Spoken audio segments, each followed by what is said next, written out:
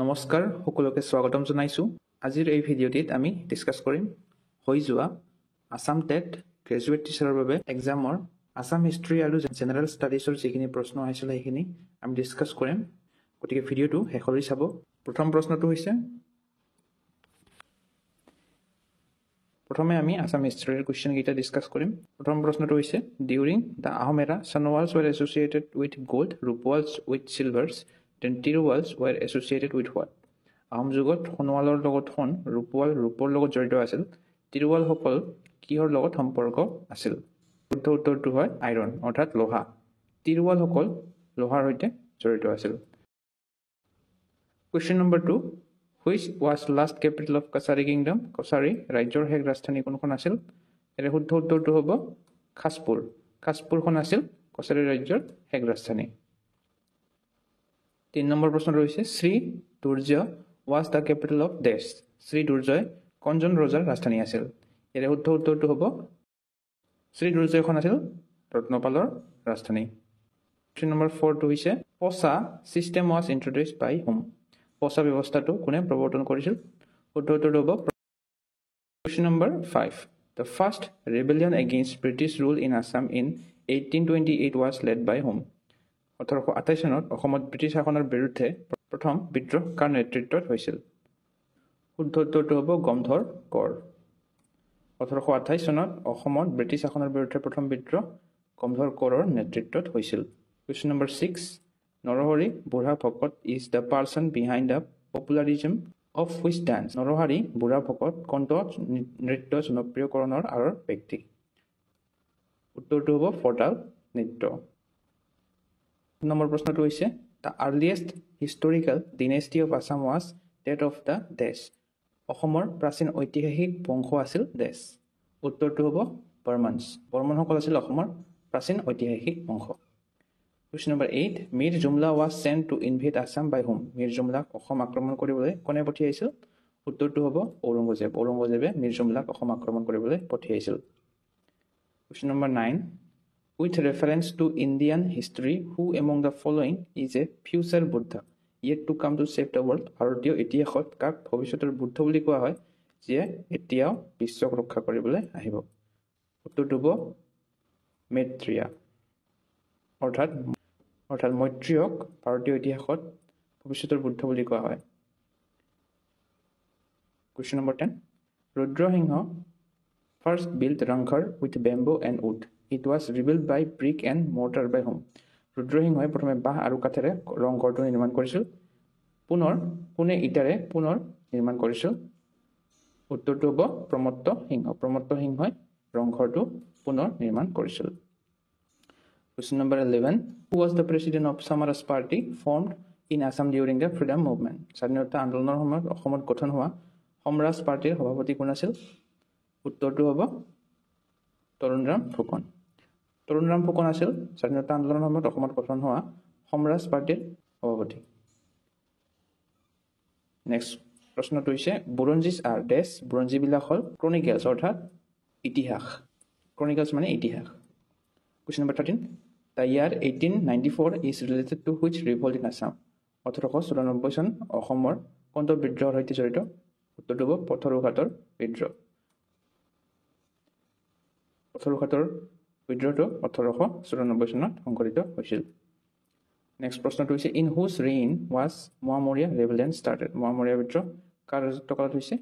উত্তৰটো হ'ব স্বৰ্গদেউ লক্ষ্মী সিংহ। স্বৰ্গদেউ লক্ষ্মী সিংহৰ দিনত মোৱামৰীয়া বিদ্ৰোহটো আৰম্ভ হৈছিল।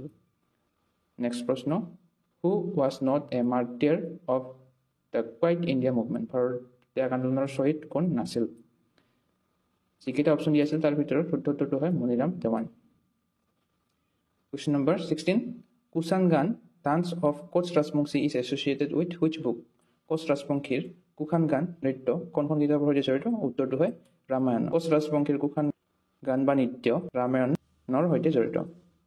নেক্সট প্ৰশ্নটো হৈছে Hiuen Tsang visited Assam in 640 AD. He received by which king? 640 খ্ৰীষ্টাব্দত হিউৱেন চাঙে অসম ভ্ৰমণ কৰিছিল। তেওঁক কোন ৰজাই গ্ৰহণ কৰিছিল? উত্তৰটো হ'ব ভাস্কৰ বৰ্মন। কুমাৰ ভাস্কৰ বৰ্মনে হিউৱেন চাঙক গ্ৰহণ কৰিছিল।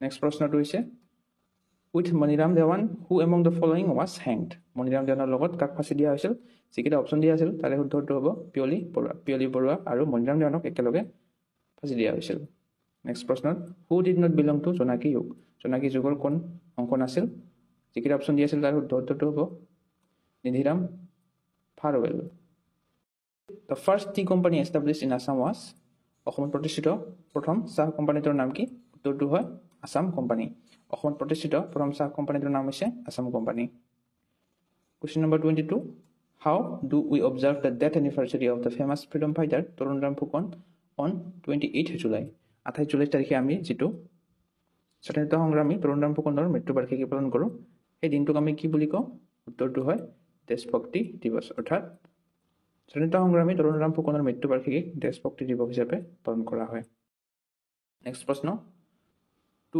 Uphold and protect the sovereignty, unity and integrity of Assam is a provision made in which of the following ভাৰতৰ সাৰ্বভৌমত্ব ঐক্য আৰু অখণ্ডতা ৰক্ষা তলৰ কোনটোৰ সৈতে জড়িত উত্তৰটো হয় ফাণ্ডামেণ্টেল ডিউটিজ যিকেইটা অপশ্যন দিয়া আছিল তাৰে ভিতৰত শুদ্ধ উত্তৰটো হয় মৌলিক কৰ্তব্য নেক্সট প্ৰশ্ন Under the Mountbatten Plan, a referendum in Assam was held in which district? Mountbatten পৰিকল্পনাৰ অধীনত অসমত কোন জিলাত গণভোট অনুষ্ঠিত হৈছিল উত্তৰটো হ'ব চিলেট অৰ্থাৎ চিলেট নামৰ জিলাখনত মাউণ্টবেটেন পৰিকল্পনাৰ অধীনত গণভোট অনুষ্ঠিত হৈছিল লাষ্ট আছাম হিষ্ট্ৰীৰ লাষ্ট প্ৰশ্নটো হৈছে The Shanti Sena force was formed in Assam during the independence movement before the commencement of which movement?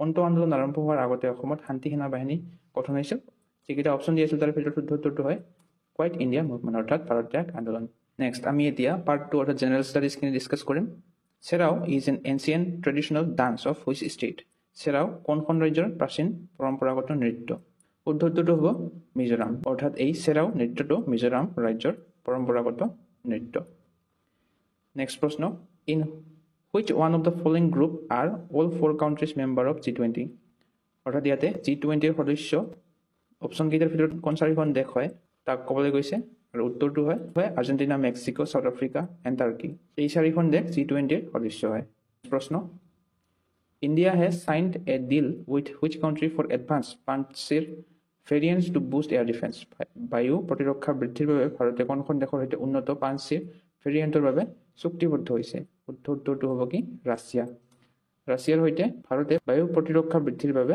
চুক্তিবদ্ধ হৈছে নেক্সট প্ৰশ্নটো হৈছে the Barak or Surma river of Cachar originates from কাছাৰৰ বৰাক বা সুৰমা নদীৰ উৎপত্তি দেশ উত্তৰটো হয় মণিপুৰ অৰ্থাৎ মণিপুৰৰ পৰা বৰাক আৰু বা সুৰমা নদীৰ উৎপত্তি হৈছে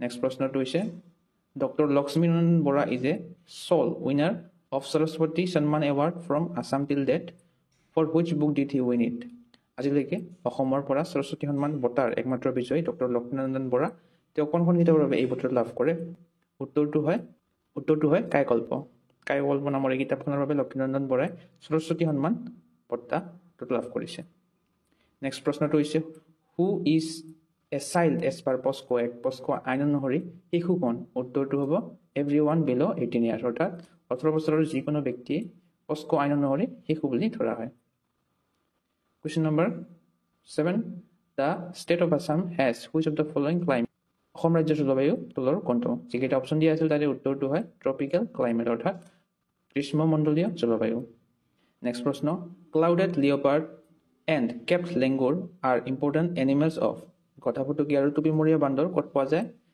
উত্তৰটো হ'ব মানাস নেশ্যনেল পাৰ্ক অৰ্থাৎ মানাস ৰাষ্ট্ৰীয় উদ্যানত গধাফুটুকী আৰু টুপিমৰীয়া বান্দৰ পোৱা যায় নেক্সট প্ৰশ্নটো হৈছে which of the following is or these are protected areas of the white wing wood duck নিম্নলিখিত কোনটো অসমৰ দেওহা সংৰক্ষিত বনাঞ্চল আৰু ইয়াৰে অপশ্যন কেইটা যিকেইটা অল অফ দ্য এবভ দিয়া আছিল গতিকে অল অফ দ্য এবভে হ'ব Nameri national park Namdapha national park Dihing Patkai national park এই তিনিওখনে দেওহা সংৰক্ষিত বনাঞ্চল নেক্সট প্ৰশ্ন who is the first female সাহিত্য একাডেমী এৱাৰ্ডি অফ আছাম অসমৰ প্ৰথম মহিলা সাহিত্য একাডেমী প্ৰাপক কোন উত্তৰটো হয় নলিনীবালা দেৱী আছিল অসমৰ প্ৰথম মহিলা সাহিত্যিক একাডেমী বঁটা প্ৰাপক নেক্সট প্ৰশ্ন Panidihing birds sanctuary is located in which district Panidihing পক্ষী অভয়াৰণ্য অসমৰ কোনখন জিলাত অৱস্থিত শুদ্ধ উত্তৰটো হয় শিৱসাগৰ অৰ্থাৎ পানীদিহিং অভয়াৰণ্যখন শিৱসাগৰত অৱস্থিত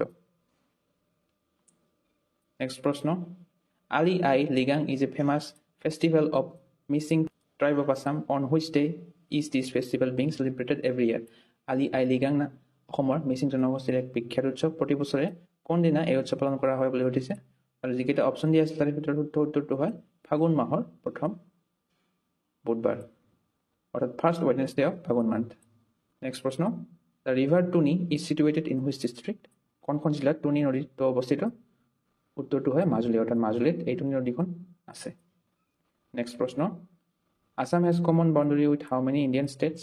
ভাৰত কিমান ভাৰতীয় ৰাজ্যৰ লগত অসমৰ মহতীয়া সীমা আছে উত্তৰটো হয় 7 অৰ্থাৎ 7খন ভাৰতীয় ৰাজ্যৰ লগত অসমৰ সীমা আছে নেক্সট প্ৰশ্ন which of the following is a biosphere reserve in Assam তলৰ কোনটো অসমৰ জৈৱমণ্ডল সংৰক্ষিত বনাঞ্চল যিকেইটা অপশ্যন দিয়া আছে তাৰে শুদ্ধ উত্তৰটো হয় মানাস